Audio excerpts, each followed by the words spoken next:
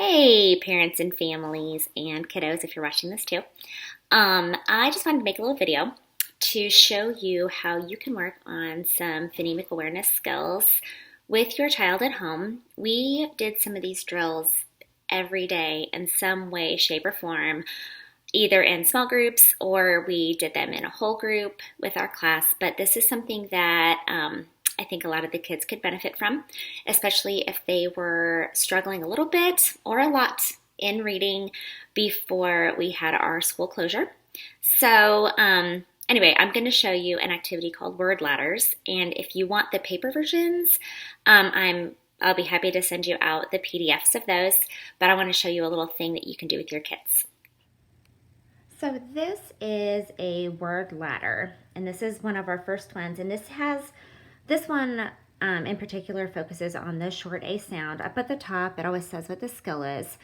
Even though most of the kiddos are reading, now sometimes going back to our short vowel sounds and our consonant sounds is good practice just to remember what we're doing and really listen to the sounds and words. So this is how I would do it on paper.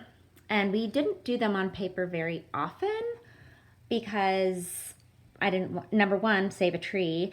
And also it was just kind of nice to not do worksheets all the time. So, but if you do want them on paper, if that's helpful, you can do that also. I'm going to show you how we did them using whiteboards also. So like they start at the bottom and it starts with the word nap. Then I'll give you a clue. Add s to the beginning of the word. It doesn't say word. Add s to the beginning of the word nap. So they would have to go nap. They would have to add s to the beginning, and that would make the word snap. Now, one thing that I did with the kids before we would even do that is I would say the word is nap. Finger stretch the word, and they would have to go n, a, p, and find all the sounds in the word.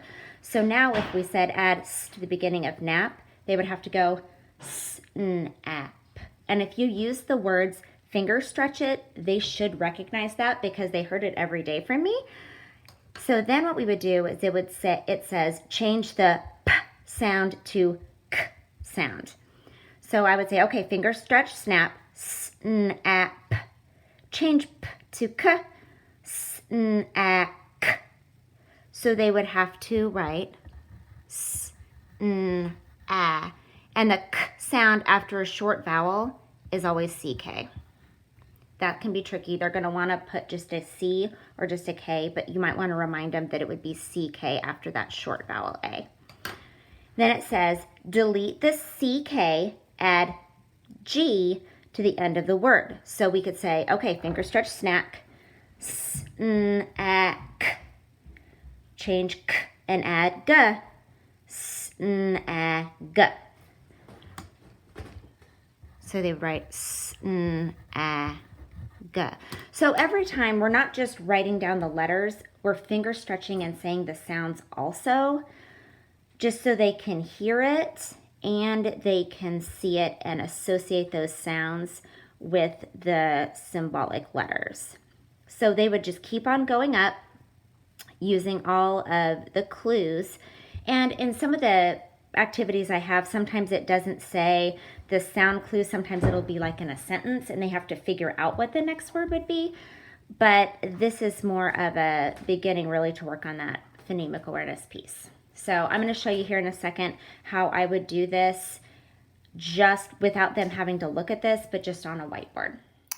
Okay, so I'm going to use my second grader to show you how I would do this activity, not on a worksheet, but on a whiteboard. I actually don't have a whiteboard at my house, so Kian is going to use the whiteboard app called Notability. The kids have this on their iPads from the school, so you could use that if you don't actually have an iPad, a whiteboard. So here we go. So this is how we do it. Okay, Kian. Finger stretch the word nap. N-a-p. Write the word.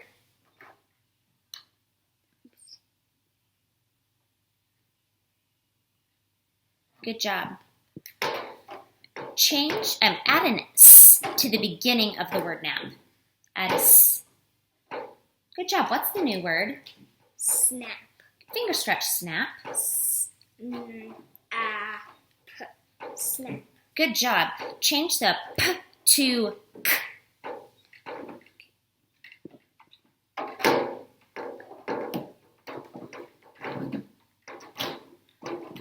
Good job. What's the new word? Snack. Finger stretch, snack. Snack.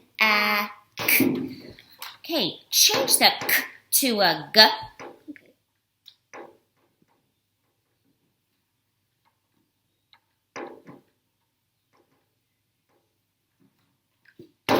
What's the new word? Snag. Finger stretch, snag. Snag.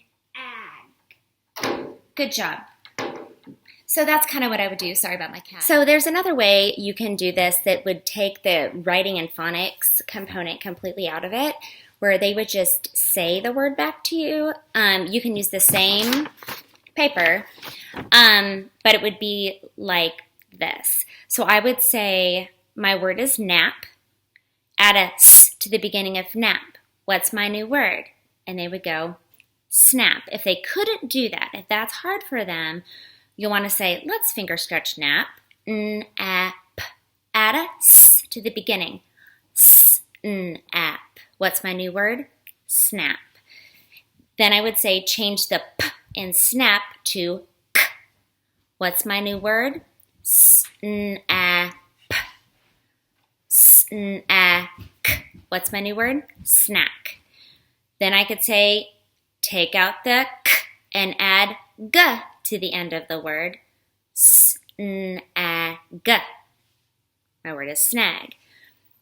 Change the blend to That means that sn at the beginning of the word, the consonant blend. So instead of snag, it would be rag. Rag. So when you do it this way, they have to really listen and just use the sounds and hearing it. So that's a good skill you can work on too with them. And the reason why I like these is because you don't have to come up with it off the top of your head, because there are some mornings where I really liked having those as an option, because then I didn't have to try and invent word lists, and our reading program, Actually Wonders, had those drills for us in the teacher's manual. So that was kind of nice to have. So if you have any questions about this, let me know. And I will talk to you soon, hopefully in person. That'd be lovely, wouldn't it?